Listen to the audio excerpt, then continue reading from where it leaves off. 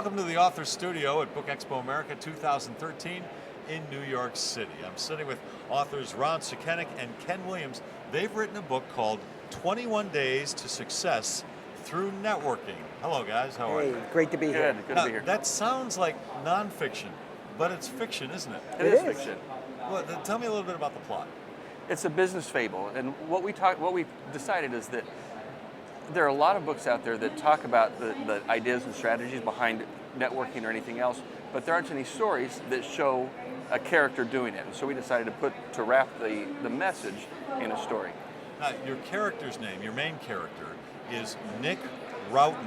Rowten. Gnik Rowten. Okay, Rowten. Now that's an unusual name, isn't Yeah, it? it's unusual until you read it backwards. Tell me how you came up with it. Ken, why don't you share that with Les? The story tells how he came about his name, but it is networking spelled backwards. Gnik Rowten, networking spelled backwards. And we decided to use that kind of as a hook, as a kind of a catchy name, just to give the book a little bit of an entertainment value, some character. Well, you know, his parents were highly sociable, and one day his dad was really stressed, and his wife said, well, honey, don't think of it as stress, just turn it around. It's dessert spelled backwards. And he said, wow, I got it. So they really got that. So when they named Gnik, when he was born, they came up with Gnik, because then that would support the concept of networking backwards. So tell me a little bit about the plot. Okay. So What does Gnik go through here? Gnik goes through some fun things. He walks into a city he knows no one. Then every day through daily events and challenges and insights and even aha moments, and meets unbelievable people every day for 21 days. And then he ultimately becomes a master networker. So the key for Gnik is the story allows people to think, this continuous thought, contemplation, which really is sustainable for producing a result. So for many people, it's just an easy in to becoming a master networker. Ken, do you kind of see it that way? That's exactly what it is. It's real life situations that almost anybody could go through on a daily basis. We wanted to make it believable. We wanted to make it something that they could identify with. In fact, that's how I wrote the. But you take an unusual approach. You take, basically it's a self-help book. It is. With it a is. fictional character. Right. Why did you decide to do that instead of doing the basic self-help book where you say, here's what you do step one, here's what you do step two, et cetera, et cetera?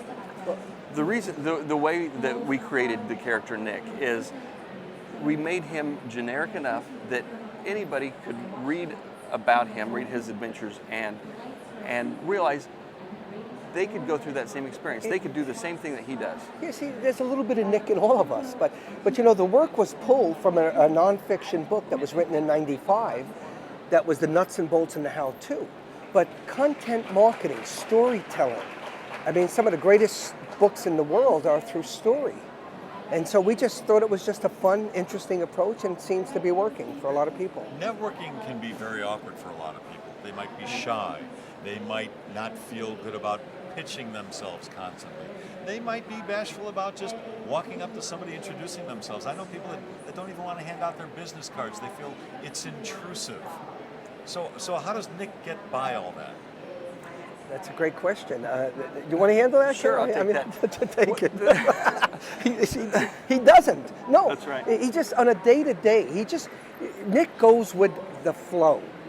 And he's really very vulnerable in the book, which means he's not defenseless, but he's really open. So you're right. Networking is awkward, hit and miss, very situational, lacks support. It's never about Gnik, but he really gets that it's about others. And so he becomes this, you know, one of the aha moments is that he learns that when he speaks, he learns what he knows. But when he listens, he learns what others know. So he's just real open, real open. Ken, what's your thought on that? The experience of networking is awkward and hit and miss for a lot of people. And so we wrote Gnik so that he realizes that networking is not about him. It's not about him trying to find clients or him trying to find new business. It's about him making connections with people, trying to find ways to help, trying to find ways to just reach out. And when you turn it around, so it's not about you anymore, it's about the person that you're connecting with, it changes your whole approach. How did you two get together? How did you end up connecting, networking, and writing the book together?